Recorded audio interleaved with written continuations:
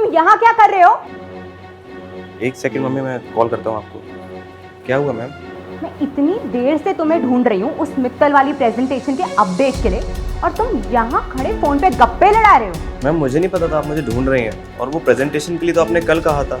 वो तो अभी माँ का फ़ोन आ गया इसलिए मैं यहाँ बात करने चला आया, वरना मैं ऑफिस में कभी फ़ोन का इस्तेमाल नहीं करता। नहीं पता था का क्या मतलब होता है? हाँ, तुम्हारा काम है इस बात का ध्यान रखना कि मुझे क्या चाहिए और क्या नहीं। अगली बार अगर तुम मुझे ऑफिस टाइम में फोन पे बात करते हुए दिखे तो तुम्हारे लिए अच्छा नहीं होगा। अब जल्दी जाओ और प्रेजेंटेशन रेडी करके मेरे कैबिन में लेकर आओ।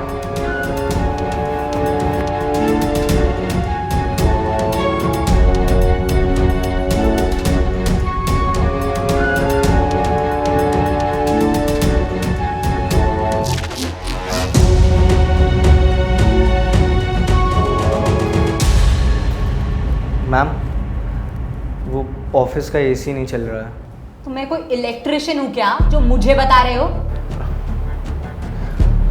मैम आपको बताना मेरा काम था, बस इसलिए इन्फॉर्म करने आया था। इलेक्ट्रिशियन को तो आप ही बुलाओगे ना? अच्छा ठीक है, बुला दूंगी शाम को। मैम आप अभी बुला देते तो बेटर रहता।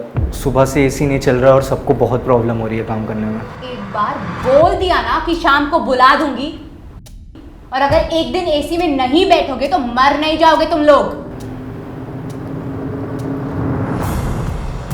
मैम आप हमेशा ऐसे छोटी छोटी बात पे इतना गुस्सा क्यों करने लगते हो? हम आपके एम्प्लॉयज़ हैं, नौकर थोड़ी हैं। क्या बोला? मैं गुस्सा करती हूँ या तुम लोग काम गुस्सा दिलाने वाले करते हो?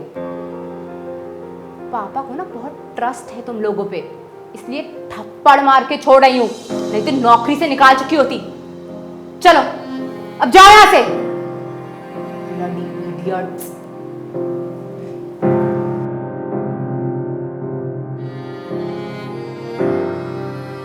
मैम वो मैंने आपको प्रेजेंटेशन भेज दी थी, आपने देख ली क्या?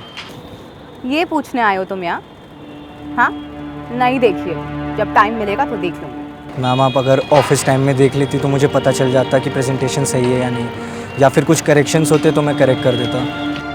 अच्छा, तो अब तुम मुझे बताओगे कि काम कैसे करना है? हाँ, प्रेजेंटेशन बनाना तुम्हारा काम, चेक करना मेरा। जब टाइम मिलेगा तो कर लूंगी, और कोई करेक्शंस होगी तो बता दूंगी तुम्हें। मैम आप फिर रात में करेक्शंस बताते हो और मुझे उसे रात में ही सही करना पड़ता है। आप एक बार ही अगर अभी देख लेते तो मैं आपको पीपीटी दोबारा से करेक्ट करके सेंड कर देता। नहीं देखना मुझे अभी, समझ में नहीं आता क्या तुम्हें रात को काम करना पड़े या दिन में, मुझे उससे कोई मतलब नहीं है। जाओ अब यहाँ से, दिमाग मत खराब करो मेरा, निकलो।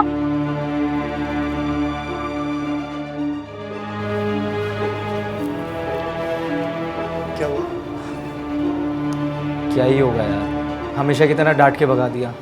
मैंने बोला था ना तुझसे कि मत जा पूछने। इनको गुस्सा करने के अलावा आता ही क्या है?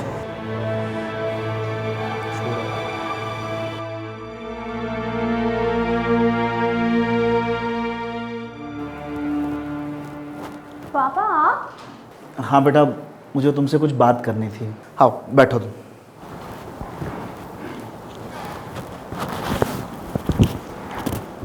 बोलिए पापा।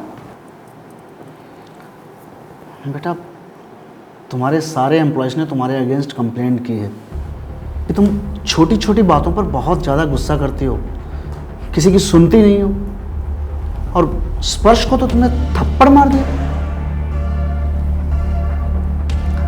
अब वो कोई भी तुम्हारे साथ काम नहीं करना चाहते बेटा, और मैं इस कंपनी का अभी भी चेयरमैन हूँ, इसलिए वो तुम्हारी कंप्लेंट लेकर मेरे पास आए थे। इतनी हिम्मत कि वो मेरे साथ काम नहीं करना चाहते? आज ही फायर करती हूँ सबको।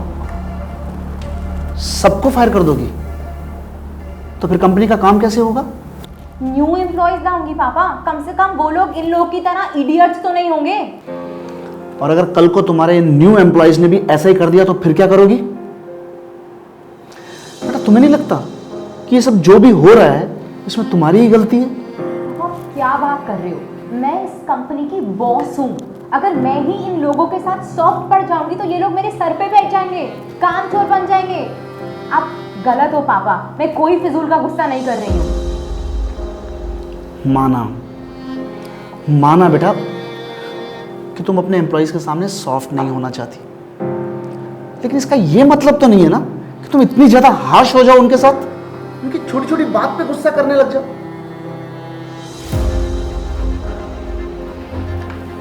देखो बेटा, एक बात याद रखना कि कंपनी सिर्फ वही सक्सेसफुली चलती है जिस कंपनी के एम्प्लॉइज उस कंपनी से खुश रहें।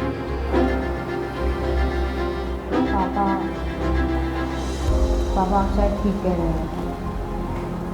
मैंने कभी इस तरह से सोचा ही नहीं। शायद मेरी गलती है, मैं ही लोग के साथ बहुत ज़्यादा हार्श हो गई थी। आई एम रियली सॉरी पापा। बेटा, माफ़ी तुम्हें मेरे साथ साथ अपने एम्प्लॉइज से भी मांगनी चाहिए, और स्पेशली स्पर्श से।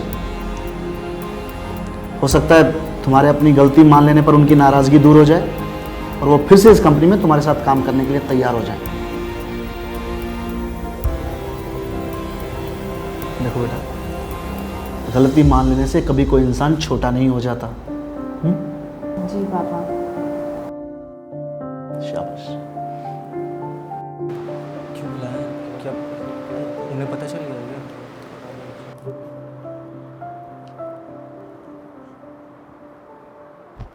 पापा ने मुझे सब बता दिया है, लेकिन मैं गुस्सा नहीं हूँ। एक्चुअली गाइस, गलती मेरी ही थी। प्रॉब्लम मेरे बिहेवियर में, और ये बात मुझे रियलाइज हो गई है। I am extremely sorry. Please आप लोग ऑफिस छोड़ के मत जाइए। प्लीज़ मुझे माफ़ कर दीजिए। कोई बात नहीं मैम, आपको आपकी गलती रियलाइज़ हुई, हमारे लिए यही काफ़ी है। एंड हम में से कोई ऑफिस छोड़ के नहीं जा रहा। Thank you so much all of you.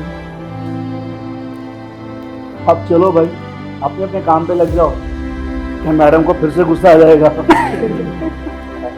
चलो।